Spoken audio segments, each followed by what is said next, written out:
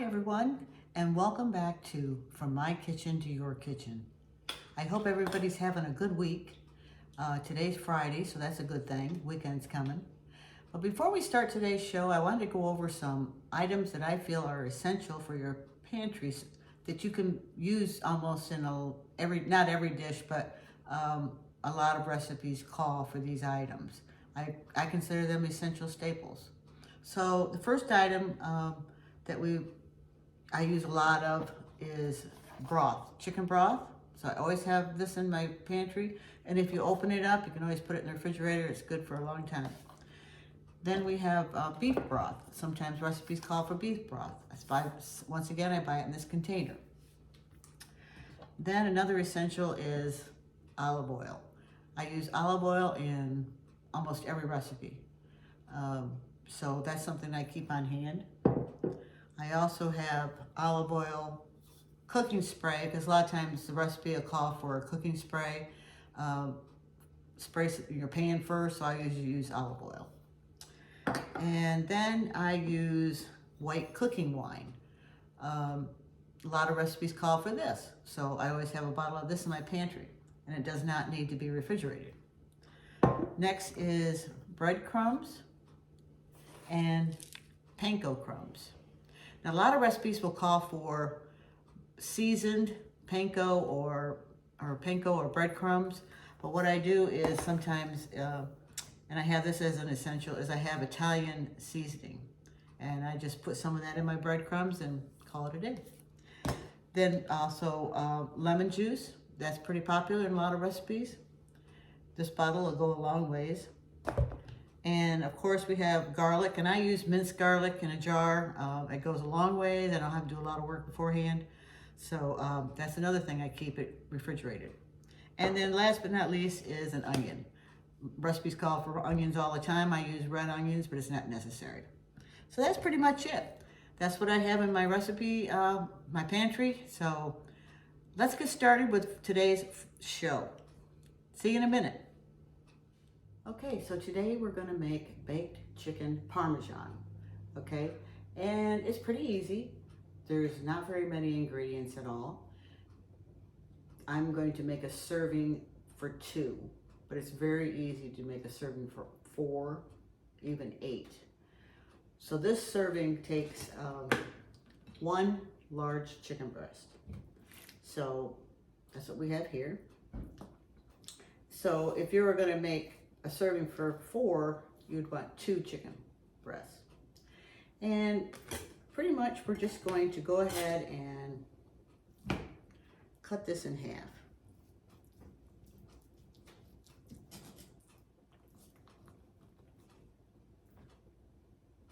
Try not to touch it with my hands today. I'm just gonna have to do it.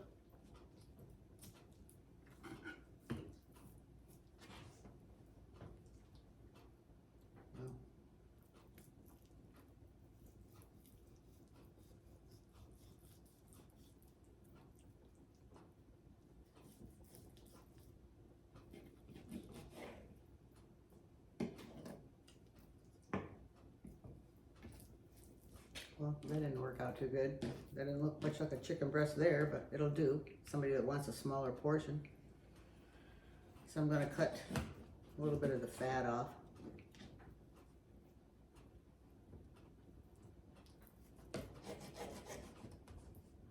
Okay.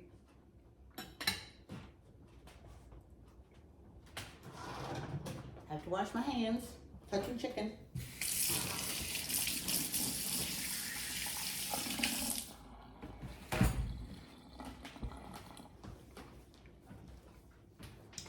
So first thing we're going to do is we're going to spray our pan.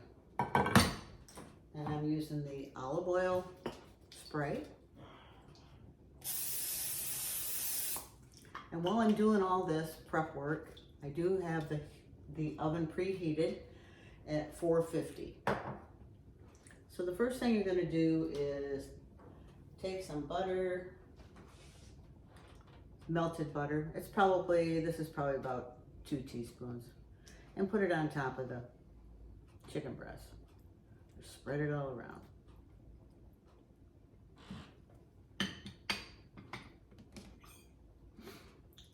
And we want to do the other side. Doesn't look much like a chicken breast there, does it?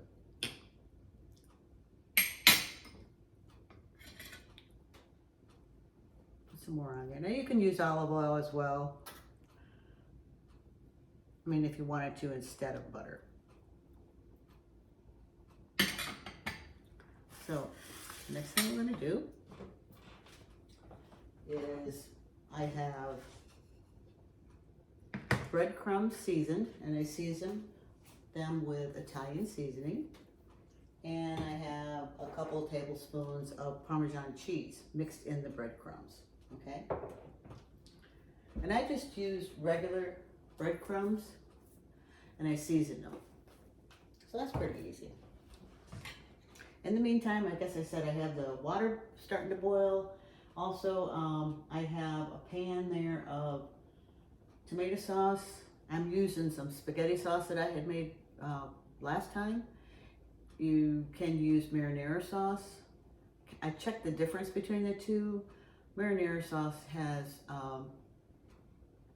less herbs in it, I believe, but it's pretty much the same thing. And I already had that, so might as well use it.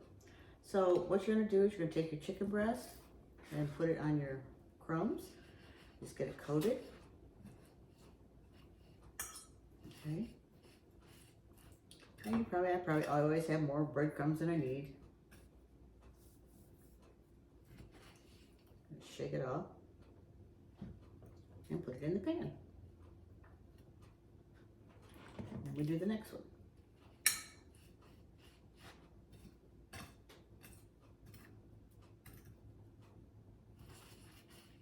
Like I said, it's pretty easy. And plus, being in the oven, it's a lot more healthier than frying it on the stove, once again. And I guess probably everybody's heard of veal Parmesan, but this is chicken. And I feel that chicken's a little bit healthier.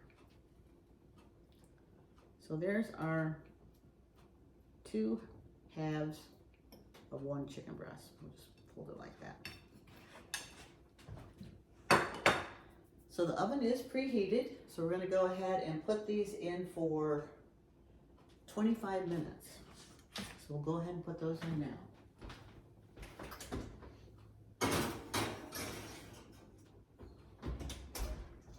My timer,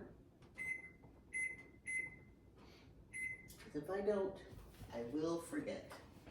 I'm just going to check on the sauce real quick. We just want it hot. Looks pretty good. Noodles aren't boiling yet, or the water isn't boiling yet, but I'm actually going to use linguine noodles. Now, linguine, the difference between linguine and fettuccine. Fettuccine is a lot thicker noodle. There's fettuccine, and here is,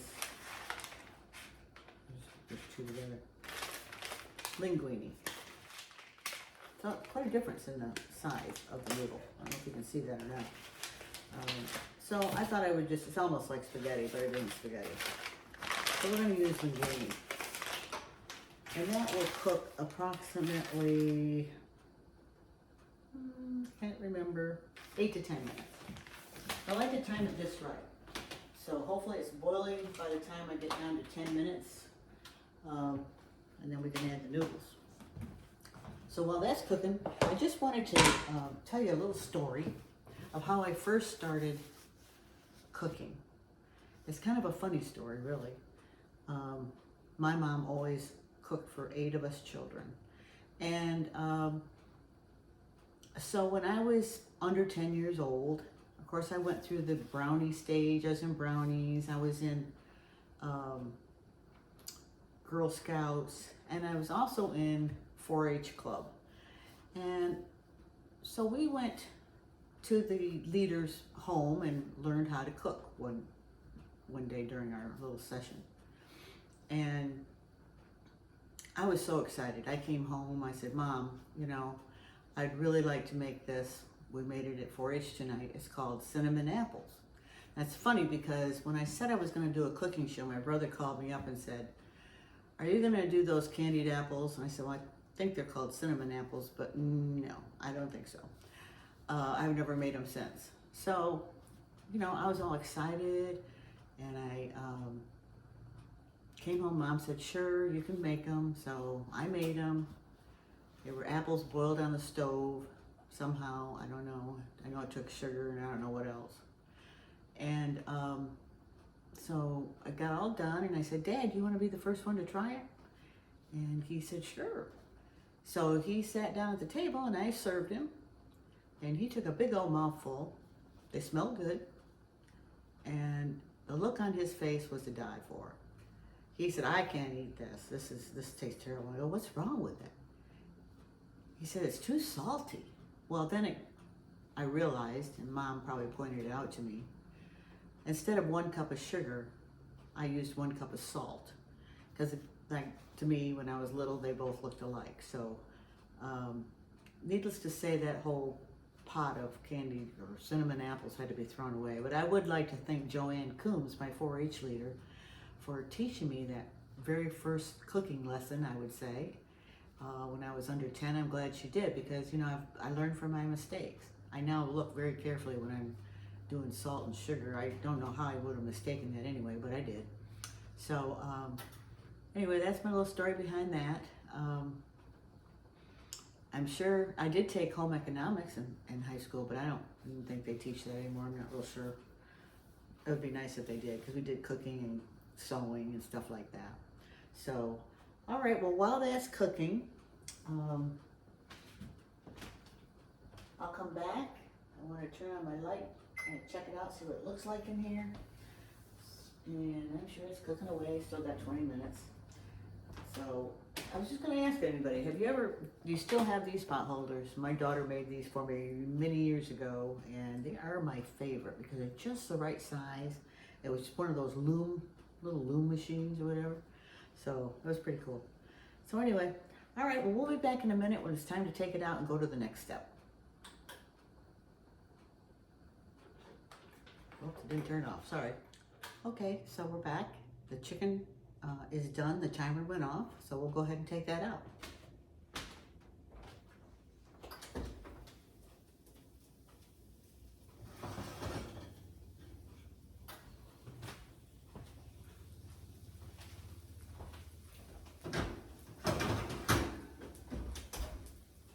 So I'm gonna leave the oven on because I'm gonna put it back in for a few minutes.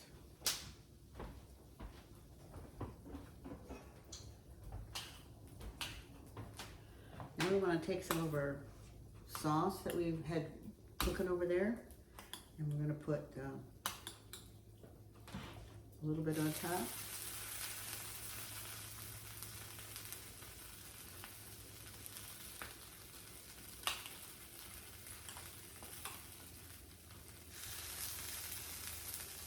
Looks yummy.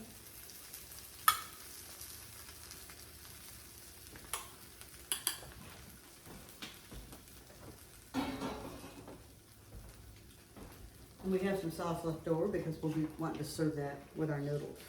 The noodles have been cooking, they're just about done. We're gonna lay half a piece, or you can sprinkle mozzarella cheese on top. And now we're gonna put this back in the oven for 5 more minutes, just to melt the cheese.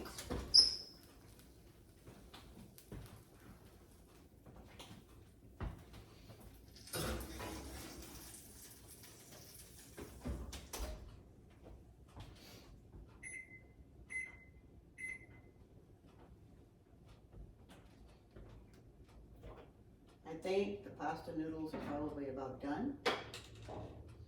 What we'll do is we'll drain those and we'll serve our chicken Parmesan over top of our noodles with some more sauce on top.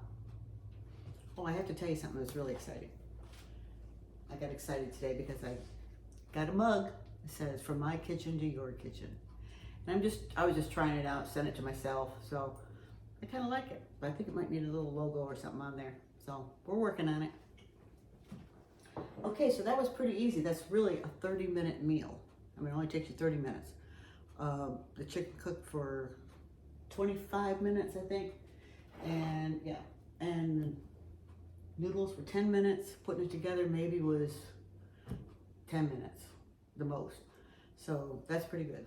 So we'll wait until that gets done. We got another 4 minutes. I just wanted to remind everybody, if you have any favorite recipe that you'd like me to make on the show, submit it to me at my email, and that is from my kitchen to yours at myyahoo.com. And we'll put it on the show if it's easy enough to make in, 20-30 minutes. And I'll put your name at the end of the show and give you credit for it. So I can't thank you enough for watching. I hope you follow my Facebook page, and that's From My Kitchen to Your Kitchen. And we'll get lots and lots of followers.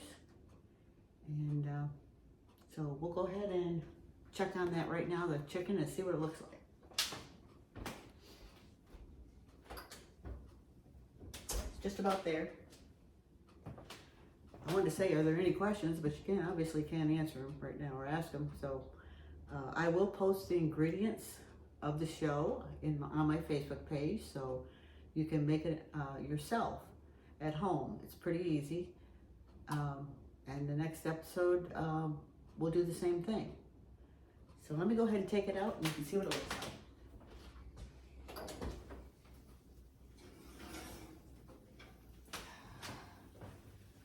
The cheese is melting.